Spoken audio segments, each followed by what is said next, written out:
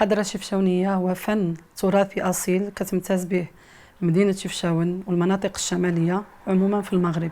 الحاجة الثانية اللي هي مهمة كذلك في تقديم الوصلات ديال الفن الحضرة الشفشاونية هو الزي. مؤخرا رجعنا كنعتمدوا على الزي التقليدي القديم الأصيل اللي كتمتاز به المرأة المغربية. القفطان غيبقى قفطان، ما عمرو واخا دخلوا عليه تحسينات زولوا له شويه من هنا شويه من الكمام، غيبقى قفيطان المغربي. وهذا هو القفطان ديال الراجل ديال الملف. شو الالوان اللي كان تيلبس؟ الكناري، الزبطي، الحمامي، يعني الالوان اللي كان ما بقيناش كنسمعوهم. انا شحال ما سمعتهم من عند الوالدين. العقاد كيمكن لك تفرق بين القفطان الفاسي والتطواني، وهذا بالعقاد باش نوريك دابا هنايا. هذا العقاد ديال تطوان، الدقه ديالهم بواحد الطريقه غريبه جدا لان مزيرين بزاف، والسفيفه ديالهم ماشي مخدومه في المنسج كبياسه وحده، ولكن مخدومه خيط بخيط. دائما كتلقى عندي طابع بلدي 100%. سفيفه بلديه، سفيفه ديال الاميره، سفيفه ديال المرمى، الخدمه ديال المعلم بلديه اللي هي الدبانه، الكراكور، القوزه، التاج، اللي واحد المجموعه ديال الاسماء بلديه. الطرز بالنسبه للطرز حتى هو كيعجبني، الطرز الرباطي ديال اليد، كاينه الطرز الرباطي، كاينه التعجيره، كاينه واحد المجموعه ديال الطرز حتى هو، كاينه واحد المجموعه ديال الخدمه اللي هي مغربيه اللي كانت شحال هادي وكانت شويش بدات واحد شويه، ماشي غنقولوا كتموت، ولكن واحد شويه ما كانتش الخدمه فيها. دابا الحمد لله بدات كتسترجع القوه ديالها وكتسترجع الخدمه المغربيه 100%. بالنسبه للبراشمي كنديروا الكونترول في الصباح كنشوفوا شنو خدم، لان البرشمان شي حاجه ضروريه، يعني جلبه البرشمان لا يعلى عليها. هذا في جانب البرشمان. عندنا راندا، المعلمات ديال راندا حتى هما ما شاء الله عليهم مشكورين، لان راندا ماشي سهله. راندا شي حاجه اللي صعيبه بزاف، لا على العوينات ولا على كل شيء. وعلما ان الحمد لله راندا، انا بالنسبه للطريقه اللي كنخدم راندا على شعره.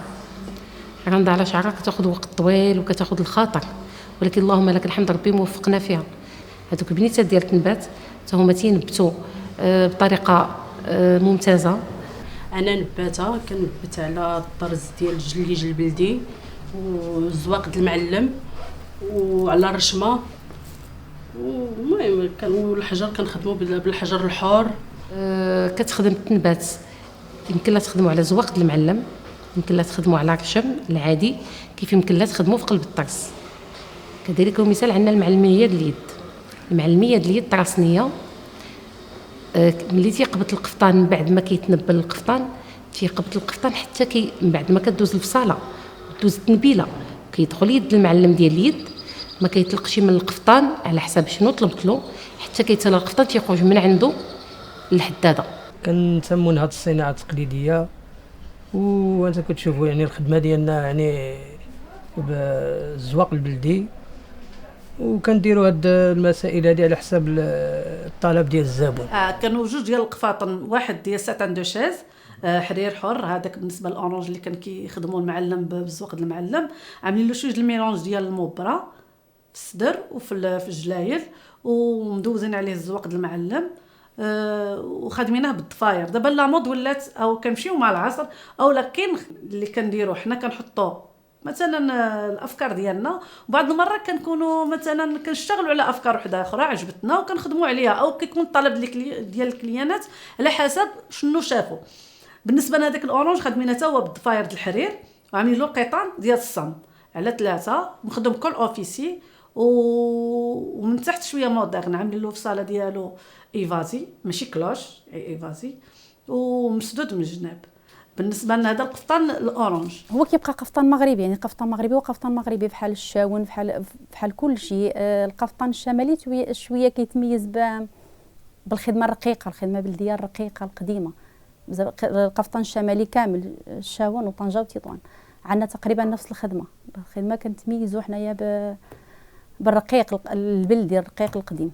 اش بغيتي نقول لك، حنا في المناطق الجنوبيه في مراكش كيتميز عندنا القفطان بحال هذا اللي في يدي بكمام طويله ومنسوجه من شريط المبره. هاد النوع من القفاطن كيكون مفتوح من الجنابات والقيطان مع زواق المعلم بخيوط الذهب.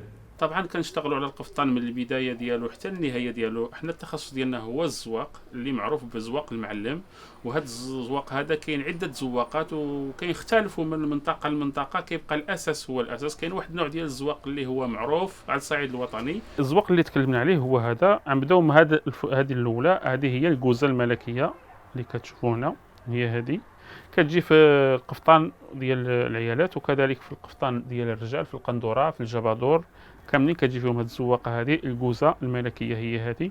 عندنا الزواقه الثانيه هي هذه اللي كنسميوها في اللغه ديال الحرفه ديالنا هي الكوزه مضوبله. لان علاش مضوبله؟ كيجي واحد اللون هنا فارق بيناتهم اللي كتشوفوا. كاين هذه الفوقانيه وهذه التحتانيه كتسمى الكوزه مضوبله. عندنا هذه هنا الطوسه، كنسميوها حنا في الدومين ديالنا الطوسه كي كتشوفوا. هذه كتجي في الجلابه ديال العيالات وكتجي في القفطان ديال العيالات، ما كتجيش في الملابس الرجاليه. عندنا هذه الببوشه كنسميوها حنا في الدومين ديالنا الببوشه. هذه كتخدم في القفطان، في الجلابه، في التكشيطه، كتجي في القندوره ديال الرجال، كتجي في الجبادور حتى هي. كاين عده متدخلين اللي كيخرجوا لنا القفطان المغربي جاهز، كيف كتشوفوه في المناسبات وكيف كتشوفوه في عده ملتقيات عالميه اللي تبث الوجود ديالو فيها من بين احسن الموضات في العالم. حافظوا عليه الاميرات، وحافظوا بحيث حنا الاغلبيه ديال الاسامي اللي كنعطيو القفطان ديالنا كنعطيوه القفطان المخزني، القفطان الملكي، سفيفه ملكيه، سفيفه الاميره. وكان هذا هو الامتداد ديال القفطان الحقيقي. بالنسبه للصلع الا ما كانش راه ما نكونوش وما يمكنناش نخدموا شي حاجه بلا به، خصوصا في القفطان حنا كنحطوا لاكوب، كنحطوا الموديل، ولكن كيبقى دائما الا ما كانش الصانع التقليدي وكان الخياط ديال البلدي، اما اليد يا اما الزواق يا اما طرازه يا اما اي حاجه، راه ما يمكنش نزيدوا للقدام.